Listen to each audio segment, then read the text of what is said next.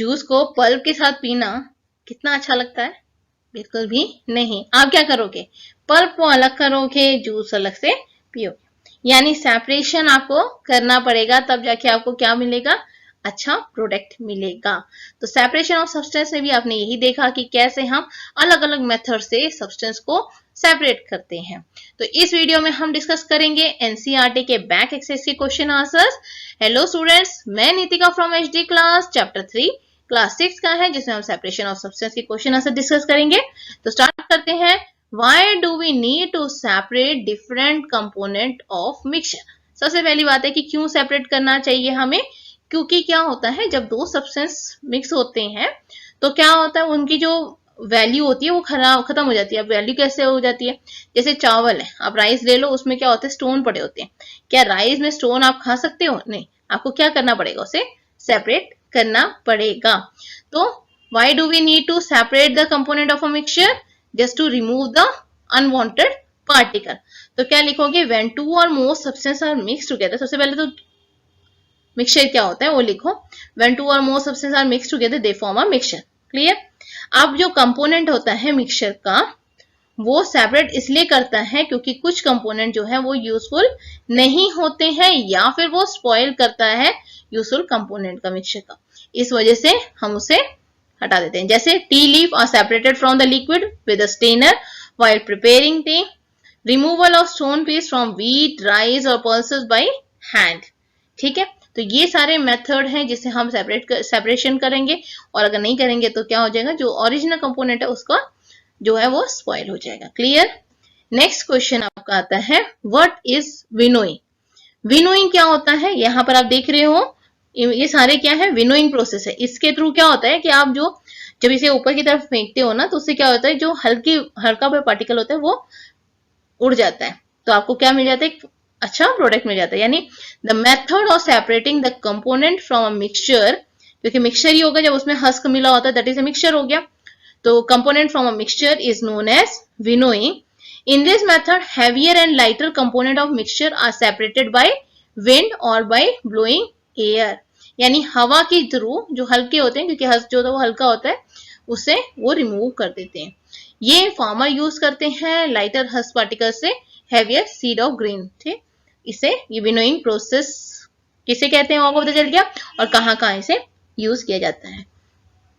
Next question, how will you separate husk or dirt particle from a given sample of pulses before cooking? अब कैसे आप करोगे? Same वही winnowing method से। तो husk and particle are separated from pulses by winnowing. Clear? Next question आपका आता है, what is sieving and where it is used? चाय छानते हैं तो वो क्या है? आपका एक तरह से साइवर हो गया। ये देखा आपको, ये सब क्या है? साइविंग है। ठीक है, इसे आप आटा भी छानते हो, है ना? इसका क्या होता है ये? अगर हम इसे डिफाइन करना चाहे तो is a method in which fine particle are side through the hole. जो होल है ना, उससे क्या जाएंगे? पतले पतले जाएंगे, क्योंकि मोटा मोटा जो निकलेगा नहीं, उसे छेद इतने छोटे छोटे से होते हैं। तो यहाँ पर आपने लिखना है in which a fine particle are side through the hole in the side while the bigger impurity remain on the side. ठीक है, यानी जो फाइन पार्टिकल है वो साइड हो जाता है। किससे साइड होता है? hole in the sieve while bigger impurity remain on the side. It is used in the flour mill to separate impurity like husk, stone from wheat before grinding it. ठीक है, वहां पर यूज करा जाता है। कोई कोई जगह पर बड़े बड़े होते हैं, जैसे कि आप आराम से स्टोन, जो बड़े बड़े स्टोन है वो भी रिमूव हो जाते हैं। It is also use at the construction site to separate pebble and stone. ठीक है, कंस्ट्रक्शन साइट में भी यूज होता है पेबल और स्टोन को रिमूव करने में। नेक्स्ट आपको आता है, what is how will you separate water and sand from the mixture? यहाँ में देखो मिक्सचर में वाटर एंड सैंड है, ये तो सेटल डाउन हो जाता है ना, तब जाके हम इसे रिमूव कर सकते हैं। ठीक है, तो कैसे होता है? Sand and water separated from the mixture by the following step. The mixture is allowed to stand without any disturbance. पहले उसे ऐसे रख दो ताकि सारा जो मिट्टी है ना वो बैठ जाए। अब क्या है, जब सैंड सेटल डाउन हो जाता है ना, pour the water into another container to obtain the sand in the bottom. ठीक है, अब ये से pour मतलब दूसरे ग्लास में आपने क्या करना है? धीरे से डालना है, जिससे कि क्या हो जाए, जो सैंड है वो नीचे बैठ जाए और पानी पानी आपको मिल जाए। ओके, नेक्स्ट क्वेश्चन आपका आता है, is it possible to separate sugar mixture with wheat flour, अगर व्हीट फ्लोर के साथ में शुगर मिक्स हो गया है तो क्या आप इसे सेपरेट कर सकते हो? यहाँ पर देखो शुगर और वो दोनों एक जैसे हैं, तो कैसे करेंगे हम? अगर कैसे, तो यस ये हो सकता है। क्यों? क्योंकि जो शुगर का जो पार्टिकल होता है वो क्या होता है? शुगर का क्या पार्टिकल होता है? हाँ, मोटा होता है, तो वो हो सकता है। या फिर आप क्या कर सकते हो, शुगर और व्हीट को पानी में डालो। जब ये पानी में आप डालोगे ना, तो शुगर जो है वो तो डिजोल्व हो जाएगा पानी में, और पानी को फिर फिल्टर करके निकालो, और जो बचा हुआ होगा, ठीक है, वो आपका क्या होगा? आटा होगा। क्लियर? नेक्स्ट आपका आता है 7 number question, how will you obtain clear water from a sample of muddy water. अगर आपके पास मडी वाटर है तो आप कैसे उसे क्लियर वाटर ऑब्टेन करोगे? सेम वही प्रोसेस कि आप उसे रखोगे, वो सेटल हो जाएगा, उसके बाद धीरे से दूसरे कंटेनर में आपने इसे पोर कर देना है। Next question, fill in the blanks, the method of separating the seeds of paddy from its stalk। ठीक है, उसमें से कौन सा मेथड होता है, उसे हम क्या बोलेंगे? थ्रेशिंग। कौन सा method? Threshing. While milk cooled after boiling, when milk cooled after boiling, it is poured into a piece of cloth. The cream is left behind on it. The process of separating cream from milk is an example of, यानी जब ठंडा दूध ठंडा हो जाता है ना, आप उसे छानते हो किसी कपड़ों से, तो क्रीम तो आपके उसमें रह जाता है कपड़े में, लेकिन पानी जो है वो लेफ्ट रह जाता है, हम निकल जाता है, तो उसे कौन सा मेथड बोलेंगे? Filtration. Salt is obtain from sea water by the process of, salt कैसे समुद्र के पानी से निकलेगा?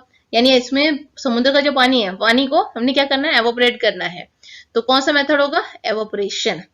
Impurities settle at the bottom when muddy water was kept overnight in a bucket. The clean water was then poured off from the top. The process of separation used is an example. उसे हम क्या बोलेंगे? Decantation. कौन सा process बोलेंगे? Decantation.